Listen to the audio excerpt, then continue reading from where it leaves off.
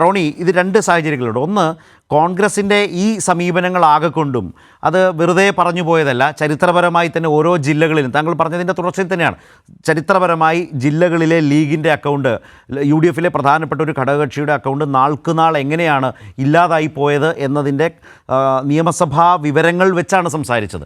ലോക്സഭയുടെ കാര്യങ്ങൾ ശ്രീ ജയചന്ദ്രനും സൂചിപ്പിച്ചു. മൂന്ന് പേര് വരെ മത്സരിച്ച ചരിത്രം കേരളത്തിൽ ലീഗിനുണ്ട്.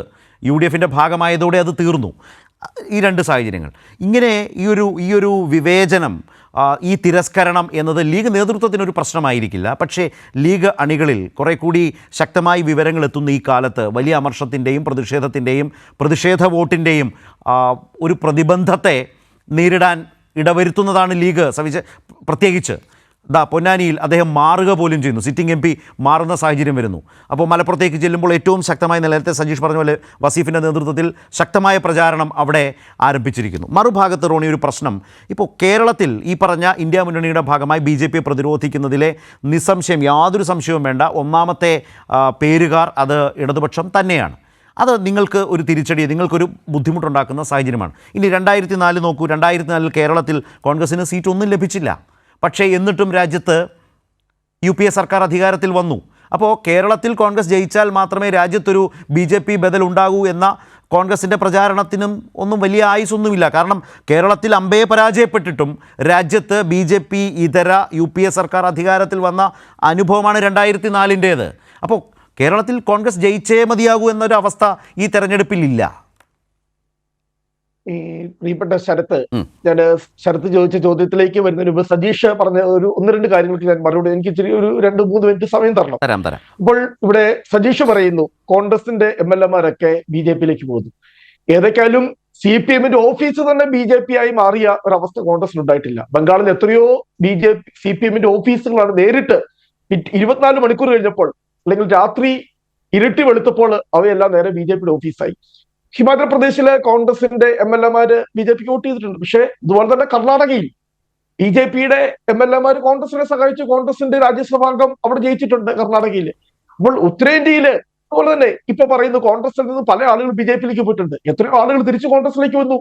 BSP-യുടെ 2 MP-മാരാണ് ഉത്തർപ്രദേശിൽ രാഹുൽ ഗാന്ധിയുടെ ഈ ഭാരത് ജോഡോ ന്യായയാത്രക്കൊപ്പം. ഡാനിഷ് അലി അവിടുത്തെ ഒരു ന്യൂനപക്ഷ മുഖമാണ്, ന്യൂനപക്ഷ മുഖം ഉൾപ്പെടെ അവിടെ ഈ പറയുന്ന. റോണിയോടൊരു ചോദ്യം എന്താണ്? അല്ല, ഞാൻ ചോദിച്ചത് പരസ്പര സഹായ സഹകരണ സംഘമായിട്ട് BJP-യെ സഹായിക്കുകയാണോ രാജ്യത്തുടനീളം കോൺഗ്രസ് എന്നാണോ പറഞ്ഞു വരുന്നത്? അങ്ങോട്ട് പോകുന്നു, വരുന്നു. ആക്രമിച്ച് കീഴ്പ്പെടുത്തുന്നതുമായിട്ടാണോ നിങ്ങളുടെ മനു അഭിഷേക് സിംഗ് എന്ന് പറയുന്ന ഇന്ത്യയിലെ ഏറ്റവും വലിയ പ്രധാനപ്പെട്ട കോൺഗ്രസ് നേതാവിനെ കോൺഗ്രസ് MLA-മാർ ഈ തെരഞ്ഞെടുപ്പ് വേളയിൽ തോൽപ്പിച്ചതിനെ നിങ്ങൾ ഉദാഹരിക്കുന്നത്? അത്ഭുതപ്പെടുത്തുകയാണ്. ഉത്തരേന്ത്യൻ രാഷ്ട്രീയത്തിലെ BJP-യുടെ മണി പവർ നിങ്ങളുടെ കോൺഗ്രസിന്റെ MLA-മാർ ഈ തെരഞ്ഞെടുപ്പിൽ BJP-ക്ക് ഒരു MP ഉണ്ടാക്കി കൊടുത്തല്ലേ നിങ്ങൾ? BJP-ആയി മാറുകയും അതാണ് ത്രിപുരയിൽ BJP-യുടെ വളർച്ചയ്ക്ക് ആധാരമായത്. ശിവദാസ് മേനോൻ ത്രിപുരയിലെ MP-മാരെ എടുക്കും. CPM-ന്റെ ഏറ്റവും മുതിർന്ന നേതാവായിരുന്നു ശിവദാസ് മേനോൻ. അദ്ദേഹം BJP-യിൽ പോയില്ലേ? നിങ്ങൾ വലിയൊരു നേതാവായിരുന്നില്ല, CPM-ന്റെ വലിയ നേതാവായിരുന്നില്ല ശിവദാസ് മേനോൻ. അപ്പോൾ താങ്കൾക്ക് എന്താണോ മാനസിക നില തെറ്റിയോ? ഏത് ശിവദാസ മേനോൻ? താങ്കൾക്ക് എന്താ മാനസിക നില തെറ്റിയോ? വേണമെങ്കിൽ കുറച്ച് ഉദാഹരണം അങ്ങോട്ട് പറഞ്ഞു തരാം. അങ്ങനെ തർക്കിക്കേണ്ട കാര്യമില്ല. റോണി, പ്രശ്നം എന്താണ്? ഏതെങ്കിലും ഒരു ഒറ്റപ്പെട്ട കേസ് എടുത്ത് വെച്ചിട്ട് രാജ്യത്താകെ BJP വൽക്കരിക്കുന്നതിനെ ഇക്വറ്റ് ചെയ്യാൻ കഴിയില്ല. അത് ദുർബലമായ വാദമാണ്. ആയിക്കോട്ടെ, കുഴപ്പമില്ല. ഈ പറയുന്ന CPM പ്രചരിപ്പിക്കുന്ന ഒരു തന്ത്രമുണ്ട്. ഞാൻ പറഞ്ഞു വന്നത് ബംഗാളിൽ അല്ല, ഞാൻ നേരത്തെ പറഞ്ഞ അരുണാചൽ പ്രദേശിൽ എന്താ സംഭവിച്ചത് അതുകൂടി പറയും. അത് നമുക്ക് വളരെ കൃത്യമായിട്ട് ഞാൻ നേരത്തെ പറഞ്ഞ അരുണാചൽ പ്രദേശിന്റെ കാര്യം താങ്കൾ അംഗീകരിക്കുന്നുണ്ടോ? BJP-യുടെ വേട്ട നിങ്ങൾ അംഗീകരിക്കുന്നുണ്ടോ? നിങ്ങൾ അംഗീകരിക്കുന്നുണ്ടോ? അരുണാചൽ പ്രദേശ് അംഗീകരിക്കുന്നുണ്ടോ? അല്ല, ഞാൻ പറഞ്ഞില്ല, ഞാൻ അതിലേക്ക് വരുന്നത്. BJP-യുടെ ഒരു സാമ്പത്തിക ഓഫറിന്റെ മുന്നിലും CPM ഇരയായിട്ടില്ല. CPM-ഓ മറ്റ് ഇന്ത്യയിലെ രാഷ്ട്രീയ പാർട്ടികളോ ഇരയായിട്ടില്ല. വേണമെങ്കിൽ ഞാൻ അതിന്റെ കണക്ക് മുന്നിൽ വെക്കാം. അല്ല ഞാൻ ചോട്ടെ താങ്കൾ അനുവദിക്കുകയാണെങ്കിൽ അത് രസകരമായി വന്നതാണ്. ഈ ഇലക്ട്രൽ ബോണ്ടിലൂടെ BJP സമാഹരിച്ച കോടികളിൽ ഒരു വലിയ വിഭാഗം പോയത് കോൺഗ്രസുകാരിലേക്കാണ് എന്ന് പറഞ്ഞാൽ അവരെ BJP-കാരാക്കാൻ എന്ന മട്ടിൽ നല്ല നിരീക്ഷണങ്ങൾ വന്നിട്ടുണ്ട്. 33 വർഷം CPM ഭരിച്ച ബംഗാളിൽ റോണി നിങ്ങളുടെ പാർട്ടി അടമുടി എങ്ങോട്ട് പോയി? BJP-യിലേക്ക് പോയില്ലേ? ത്രിപുരയിൽ ഉൾപ്പെടെ BJP വളർന്നത് CPM-ന്റെ തകർച്ചയിൽ തന്നെ. അല്ല, അതിന്റെ മുമ്പ് ഭരിച്ച ആരായിരുന്നു? മണിപ്പൂറും അല്ല ഞാൻ പറഞ്ഞത്. അതിന്റെ മുമ്പ് ഭരിച്ചത് നിങ്ങളല്ലേ സുഹൃത്തെ? അതിന്റെ മുമ്പ് ഭരിച്ച കോൺഗ്രസിന്റെ അവസ്ഥ എന്താ? അതുകൂടി പറയേ. 33 വർഷത്തിന് മുമ്പ് ബംഗാൾ ഭരിച്ച കോൺഗ്രസ് അല്ലേ?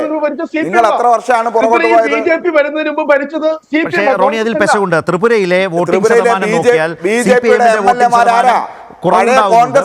അത് നിലനിർത്തുമ്പോഴും നാമാവശേഷമായത് ത്രിപുരയിൽ ആ വോട്ട് ഷെയർ ആണ് BJP-ആയി മാറിയത്. അതിൽ തർക്കം നിൽക്കണ്ട. അതിനൊക്കെ അപ്പുറമാണ് ഇപ്പോ കോൺഗ്രസിന്റെ പരിതാപകരമായ അവസ്ഥ. നിങ്ങൾ നേരിടുന്ന ഒരു ദേശീയ തലത്തിലെ വളരെ അപകടകരമായ പശ്ചാത്തലത്തെ ഈ താരതമ്യം കണക്കൂടി പറയാം. ഒരു അവസരം BJP-യിലേക്ക് പോകുന്നത് പറയുമ്പോൾ ഒറ്റ അവസരം തന്നാൽ ഞാനൊരു കണക്ക് പറയാം. റോണിക്ക് വേണ്ടി ഒരു കണക്ക് പറയാം. ഒറ്റ അവസരം. കൂടുതൽ സമയം വേണ്ട. വേഗം ഒറ്റ കണക്ക് ഞാൻ പറയാം. അതായത് റോണി, അത് വേഗം, ഞാൻ ദീർഘിപ്പിക്കുന്നില്ല. അതായത് നാഷണൽ ഡെമോക്രാറ്റിക് ഇലക്ഷൻ വാച്ചിന്റെ കണക്ക് പ്രകാരം കോൺഗ്രസിന്റെ 35.6% MLA-മാരും MP-മാരും BJP-യിലേക്ക് പോയി. അതുപോലെ തന്നെ 20% കാൻഡിഡേറ്റും BJP-യിലേക്ക് പോയി.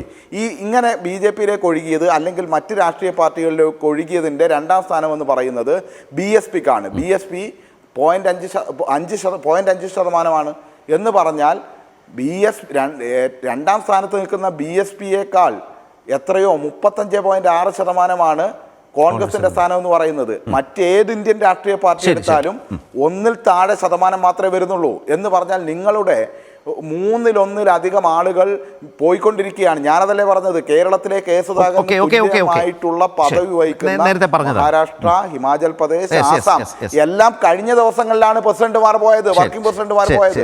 താങ്കൾ പറഞ്ഞ അരുണാചൽ പ്രദേശിൽ മുഖ്യമന്ത്രിയും മുഴുവൻ മന്ത്രിമാരും മുഴുവൻ MLA-മാരുമാണ് പോയത്. ഇങ്ങനെയൊക്കെ അത്ഭുതം വേറെ ഏതെങ്കിലും പാർട്ടിയിൽ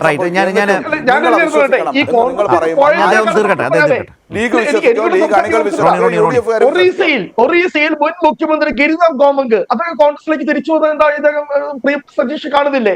അല്ലെ അതുപോലെ തന്നെ ത്രിപുരയിൽ ഇന്നലത്തെ പത്രം നോക്ക്, ത്രിപുരയിൽ മുൻ കോൺഗ്രസിൽ വർക്കിംഗ് പ്രസിഡന്റ് തിരിച്ചു കോൺഗ്രസിലേക്ക് വന്നു.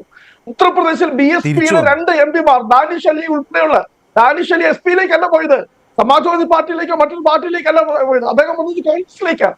അപ്പോൾ ഈ പറയുന്ന കോൺഗ്രസിൽ ഇപ്പം ഏതെങ്കിലും കോൺഗ്രസിൽ 35% പേര് പോയെന്ന് പറയുന്നു. CPM-ന്റെ ആരും പോകാനില്ലാത്തതിന് ഞങ്ങൾക്കൊന്നും ചെയ്തിട്ട് കാര്യമില്ലല്ലോ. CPM-ന്റെ പോകാവുന്ന മൊത്തം ത്രിപുരയിലും ബംഗാളിലും ഉള്ളത് ഈ പിന്നെ ഞാനൊരു കാര്യം ചോദിക്കട്ടെ,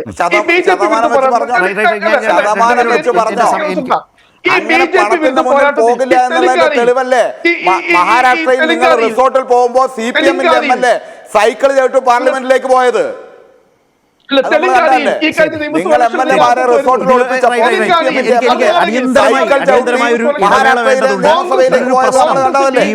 പോയതിന്റെയും കണക്ക് നോക്കിയാൽ പോയ ആളുകൾ കോൺഗ്രസ് എന്ന പാർട്ടിയെ സംഘടനാപരമായും ഭരണമില്ലാതാക്കും വിധം സർക്കാരുകളെയും കൂട്ടി BJP-യിലേക്ക് പോയപ്പോൾ ഉണ്ടാക്കിയ ആഘാതത്തിൻ്റെ മുൻപിൽ തിരിച്ചു വന്നു എന്ന് പറയുന്ന നാമമാത്രമായ പേരുകൾ കോൺഗ്രസിനുണ്ടാക്കിയ ആഘാതത്തിന് ഒരു പരിഹാരവും ആയി മാറുന്നില്ല. അത്ര വലിയ ഒരു പ്രശ്നം കോൺഗ്രസ് ദേശീയ തലത്തിൽ ഈ കാര്യത്തിൽ നേരിടുന്നുണ്ട് എന്നുള്ളത് ഈ തെരഞ്ഞെടുപ്പ് കാലത്തെ ഒരു വലിയ പ്രശ്നം തന്നെയാണ്.